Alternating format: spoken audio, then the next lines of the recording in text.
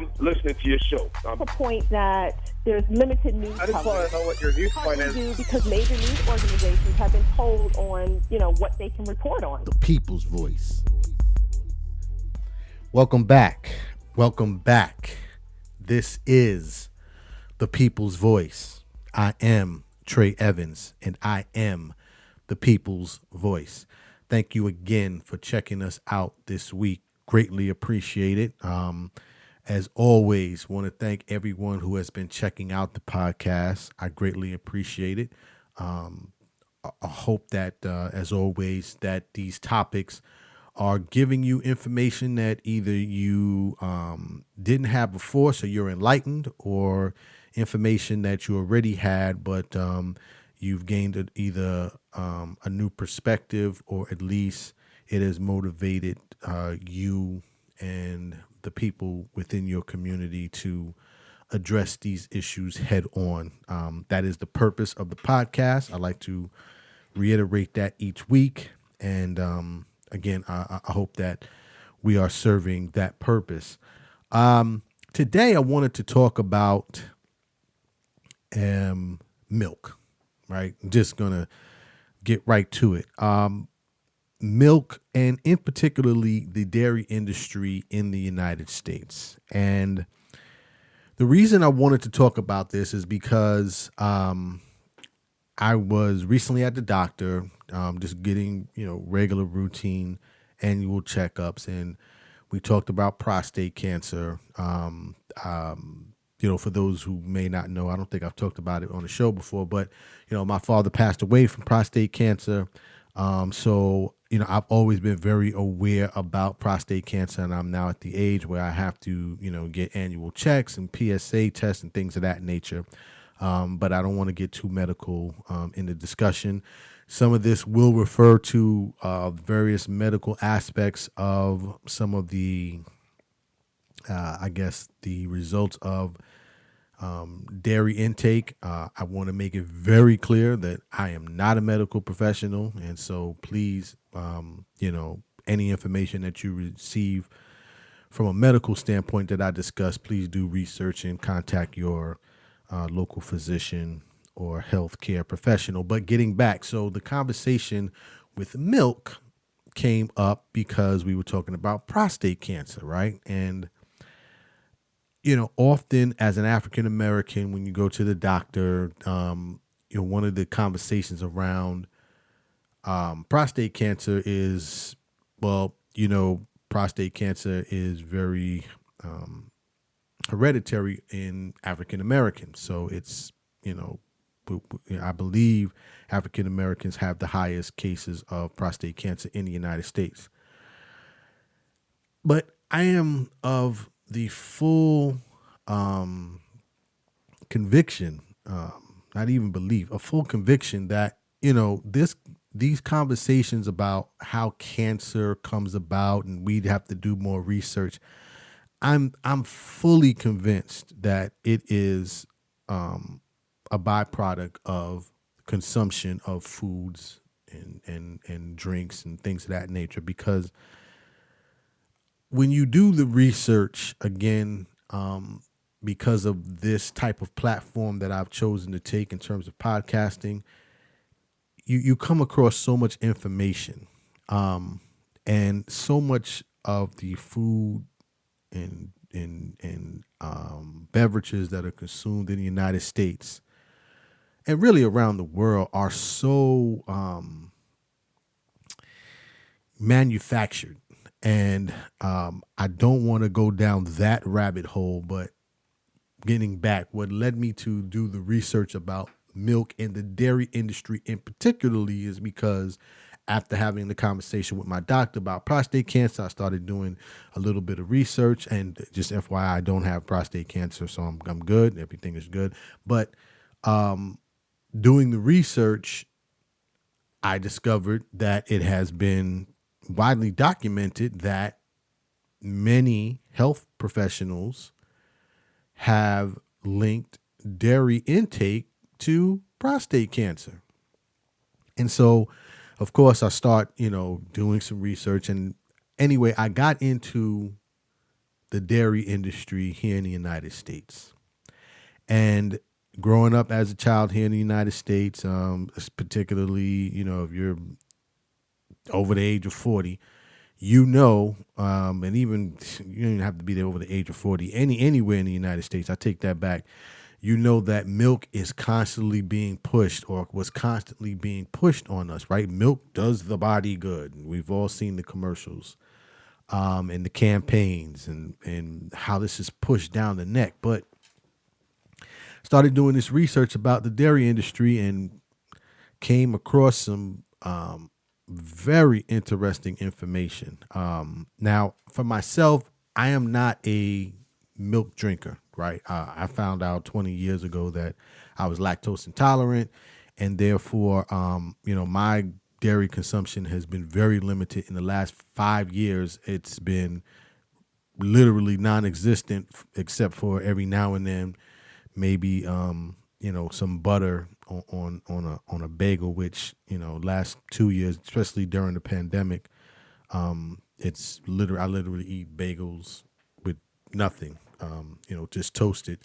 But anyway, getting back, I found this information about the dairy industry, and particularly some of the issues associated with intake of dairy in the United States. It's worldwide, but again, I have to narrow down this research, because if I start talking from a worldwide perspective, this will be a 3-hour podcast, and I want to get as much information in a condensed amount of time. So a lot of these topics, I have to condense them and just focus them here on the United States. So doing the research, and I'm going through, and I'm like, wow, and I'm getting all these different facts and figures about dairy. And so I wanted to start off with the first one, because this one is probably most familiar to many of you who are listening, and those of you who are not listening, those of you who don't live in the United States, you've probably heard this as well. It was always pushed that milk does the body good because milk has calcium in it. And the calcium is responsible for strengthening your bones. And you want to grow up to be big and strong, right? You got to drink milk. These are literally the things that were told to at least me as a child, right? Come to find out, there was a study done, and I'm reading an article here from medium.com. And actually this article references an article from the New York Times that was done by Andrew Jacobs. And a lot of this information comes from that article, which is entitled, "Is Dairy Farming Cruel to Cows?" But in that article, they cited a study that was done by the Channing Laboratory at Harvard University. And this survey basically contacted over 96,000 people. And they found that the more milk that was consumed during the teenage years of these individuals, they found out that later in their adulthood, they were more likely to have bone fractures. So, that first myth, if you will, that milk does the body good and you got to drink it because it's going to make you healthy and strong. There was a study done, like I just referenced, that basically shown that the more milk that was drank by these individuals, they ended up having bone fractures later in life. Now, it doesn't say if it was, accidents or what caused it, but that debunks the first fact that, they used to always push milk is healthy for the body because it has calcium and you need to build strong bones. So that was the first thing, right? Then the next thing is, and it notes here in the article that dairy does have calcium, but it also has a great deal of other unhealthy attributes to it that cause other issues within the body, right? And one of those things is that milk and cheese, and right, I'm just talking about dairy. It started from the milk conversation, but I'm just talking about the dairy industry or dairy products in particular, and it's products that are produced by cows, right? Milk and cheese are the largest contributor to saturated fat in the United States diet, right? And you think about this again, a lot of this information is readily available, but when you're in your day to day, you're not thinking that, hey, when I have that slice of pizza, or if you go to fast food restaurants and you have a hamburger with cheese, you're not thinking about these things. But it's these saturated fats from the dairy products that are produced, which have been associated for decades, since the research has been done. These products are associated with heart disease and other health issues. Now, the disturbing part about this, right, is that you have high saturated fats that are a result of dairy products, okay? And then you have governmental entities in place that are supposed to provide guidelines, right? So like the FDA, the USDA in particular, provides guidelines on the level of calorie intake that you should have based per meal or on a daily basis and things of that nature. But the USDA, right? This is the crazy part. The USDA, which again is a government entity, also has an arm of their department that is responsible for promoting the dairy industry. So the same industry that tells you that saturated fats at a certain level, and I think it's what is it? It's 200. I'm gonna get it right here as we read it because I was like that doesn't, I don't understand. So basically, yeah, so 2,000 calories a day, right? That's the USD recommendation. But getting back, so you have the USDA that is also responsible for the promotion of promoting the dairy industry.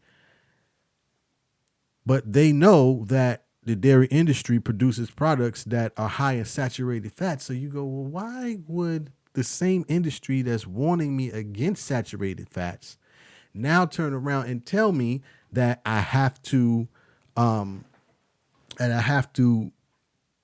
would that same industry then turn around and create all of these campaigns to get me to use dairy products?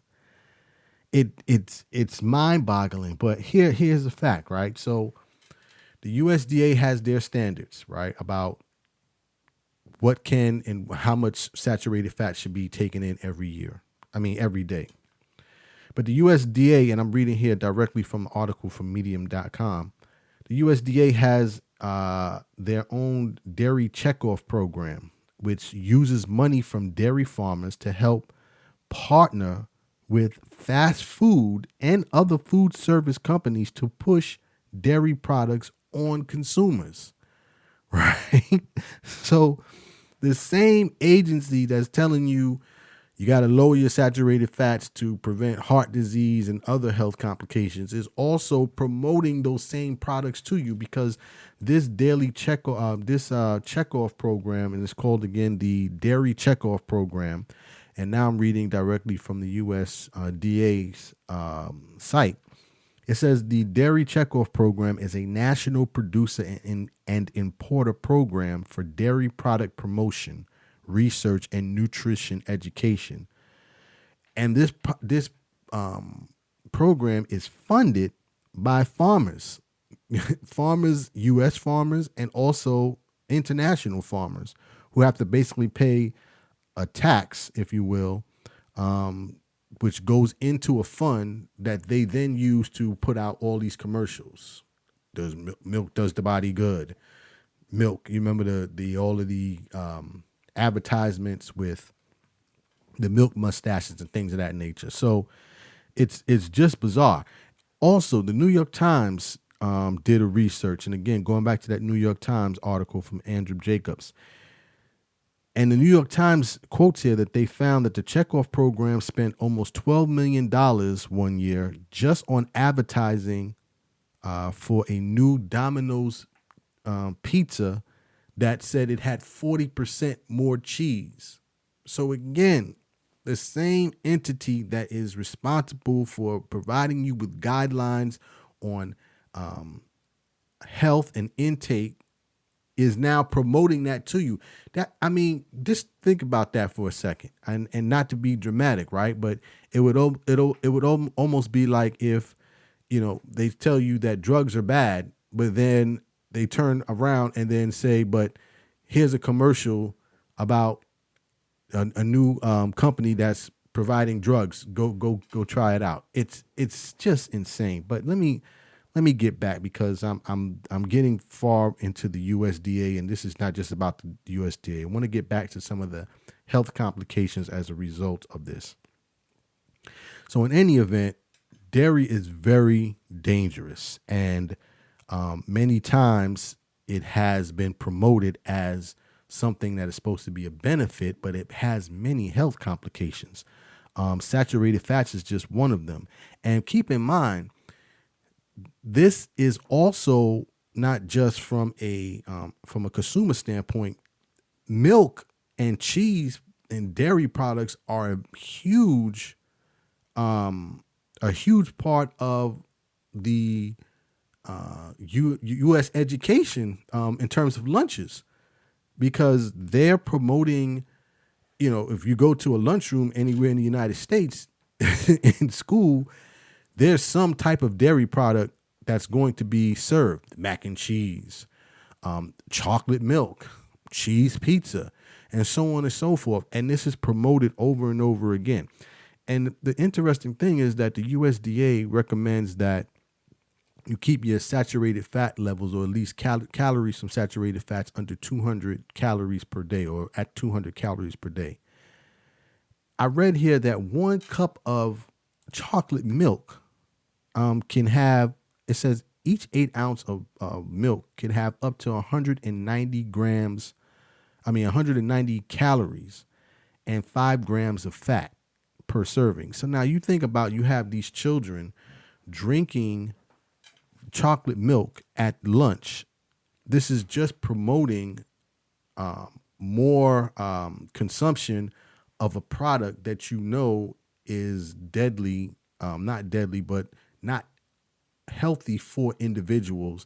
And you're starting individuals at such a young age getting basically hooked on these things. And there's been debates on whether chocolate milk is better than soda, because, there's been a campaign to rid all of the sugary drinks from school lunchrooms and things of that nature. But so much going on around milk, that, and dairy products in particular. So I wanted to address this, but getting back. So you have those two aspects. First of all, studies suggest that it does not provide stronger bone health via the calcium. Secondly, you have high saturated fats that are consumed as a result of consuming dairy products. The third thing is that I wanted to get back to the issue, or the concern about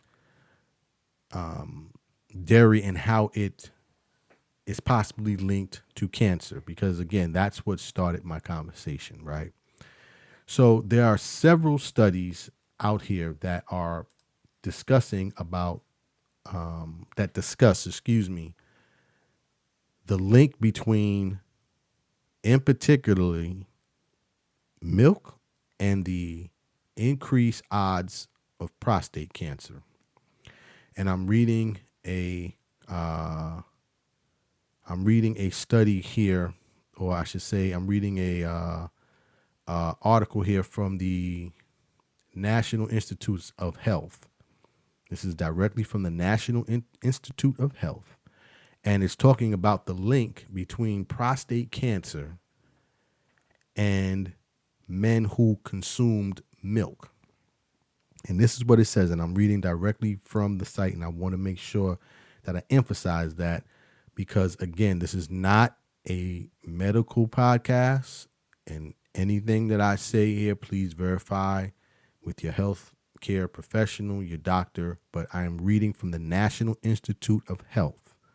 It says the odds of prostate cancer risk were 1.5 times higher in men who consumed whole milk as compared to men who consumed 2% milk or skim milk in a study.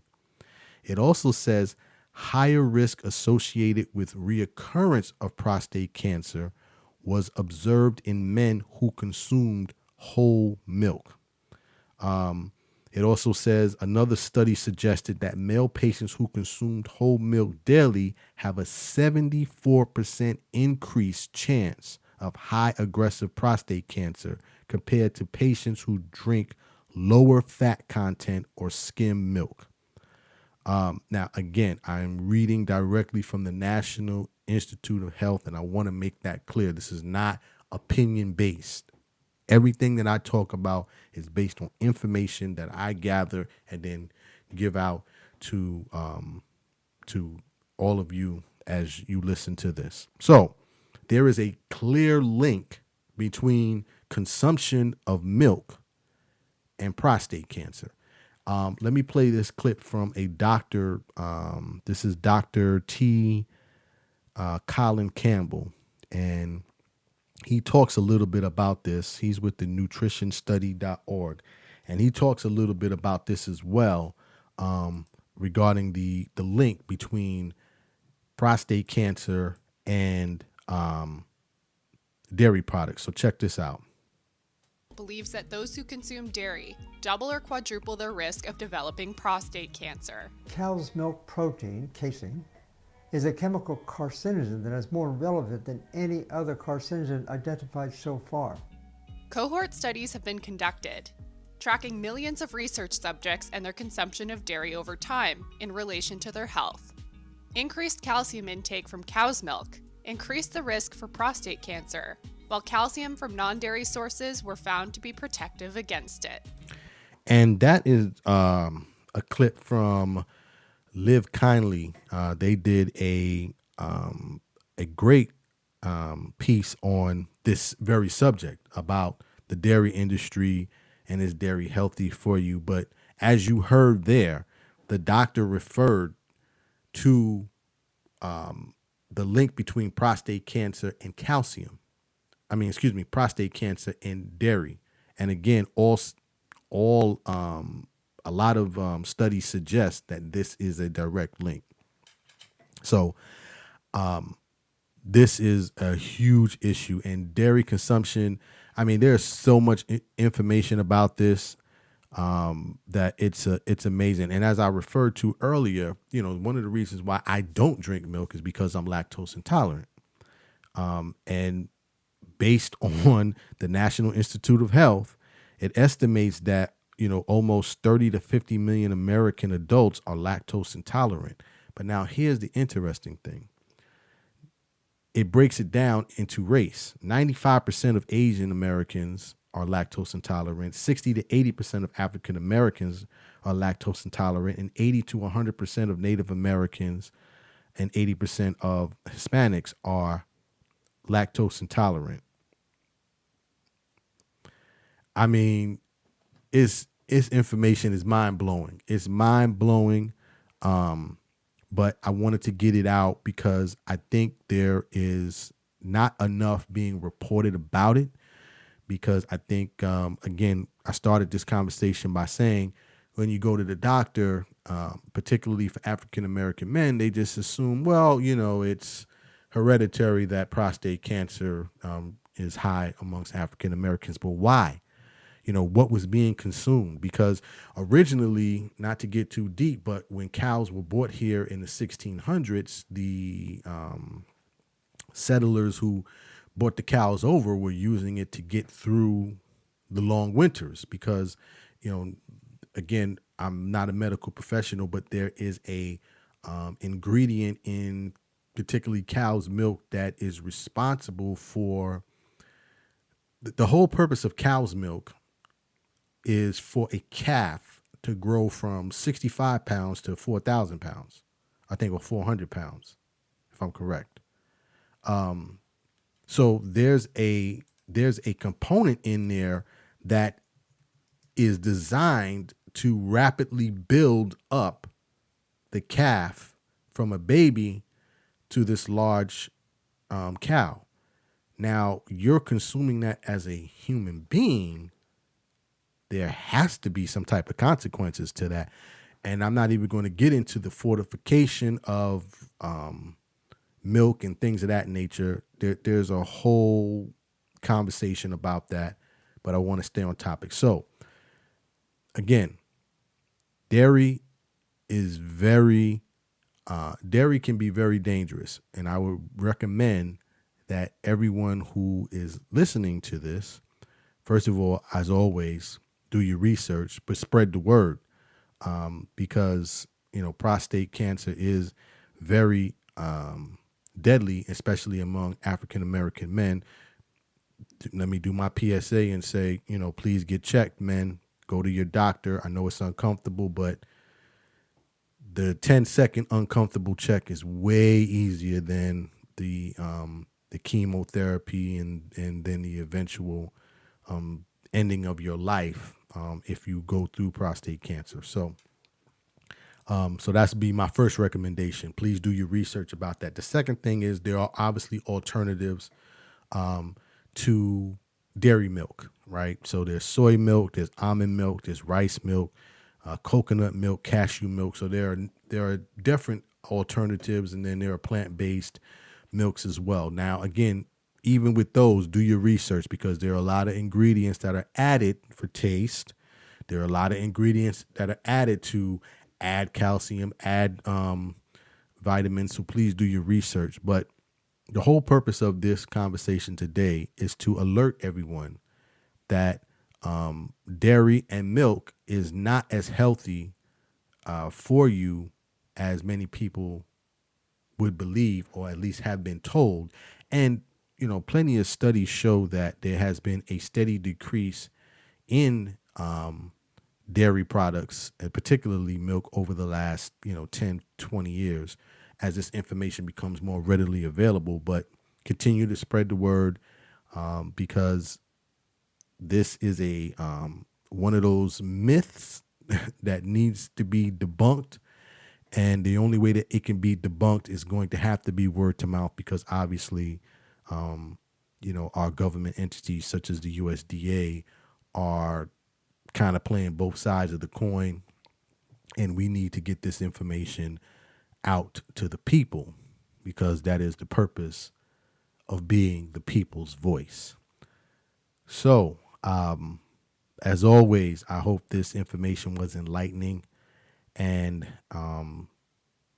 causes individuals and you guys that are listening and watching to take action, get the information out, do your research, and the whole purpose of this life is to get old, right? Old is the goal. So that's what we want to do, and anything that we can do to jump in between that to stop the process of, or I should say extend the process of us living, I'm all for that. Do me a favor, if you enjoyed this, please share it, like the video, like the podcast. Any comments that you want to follow up with me, you can reach me on my socials. I can be reached at I am Trey Evans on Instagram. I am Trey Evans on Twitter. I am Trey Evans on Facebook, and also on Instagram at Trey Be Talking. That's TREYBETALKING.